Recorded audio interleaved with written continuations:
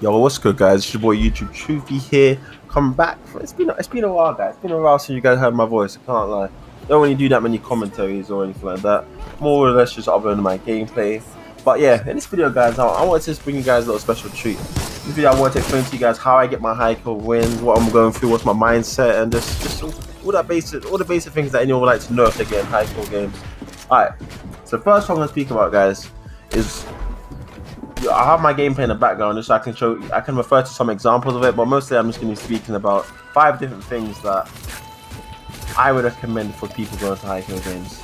So the first tip that I'd always preach to people is that you need to know your rotation. So what do I mean by rotation? What do I mean? So it just depends on where the bus comes from. So for example, in this game, I'm pretty sure the bus came from Pleasant Parks.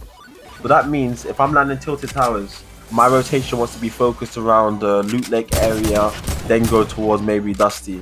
Whereas if I was landing, if it was coming from, let's say, Shifty side, I would want to rotate earlier to roads like Salty side and then Dusty. So it depends. You need to know your rotations and you need to focus on where the bus is coming from.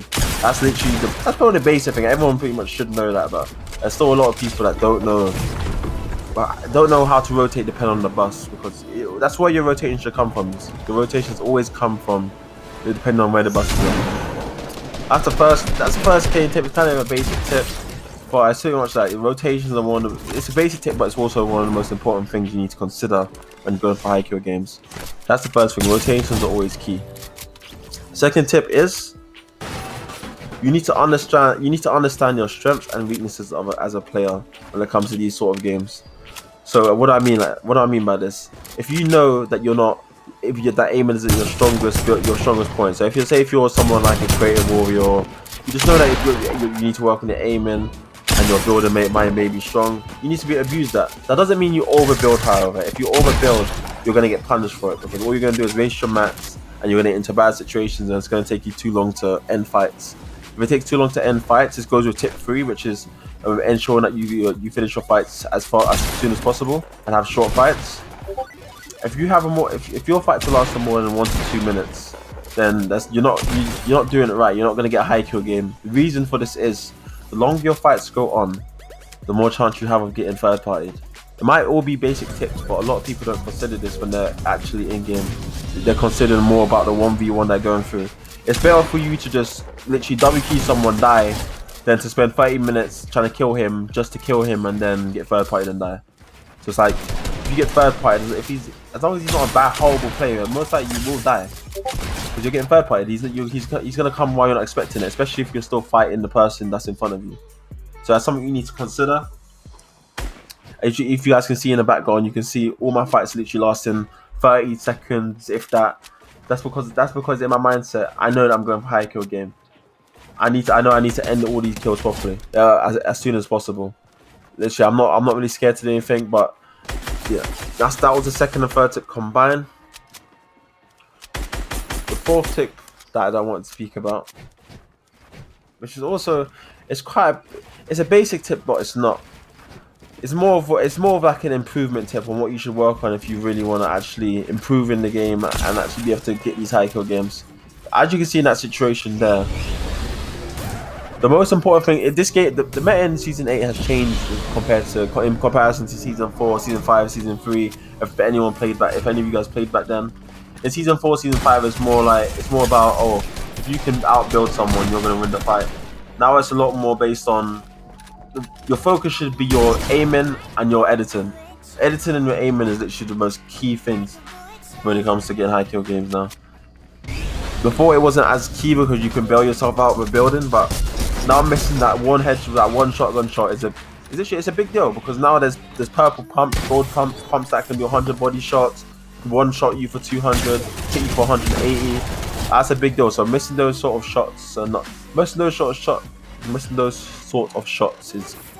literally be fatal if you're going for high kill games. So it's more of all these tips are pretty basic, but it's things that people don't really consider when they're playing the game. Alright, so the fifth and final tip, which I'm going to be explaining, guys, is what you're about to see in this situation here.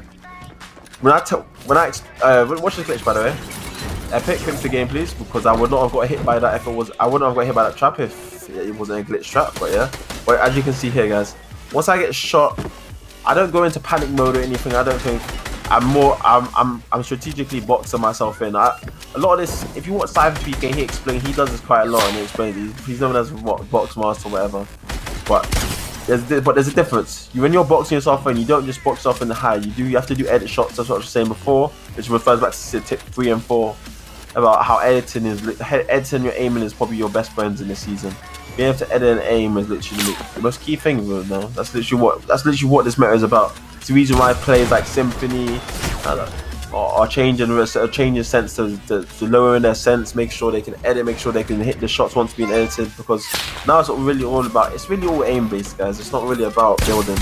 Building is more of a side aspect now. It's become a lot more of a aim-based game. Don't get me wrong, building is still one of the most key things in the game, but it's not as important as it once was.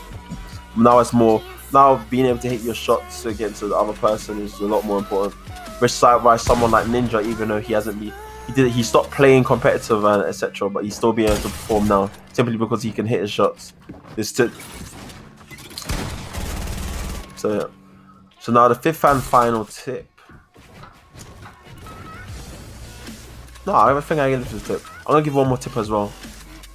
The 6th tip is when you're going for high kill games, you need to learn to play.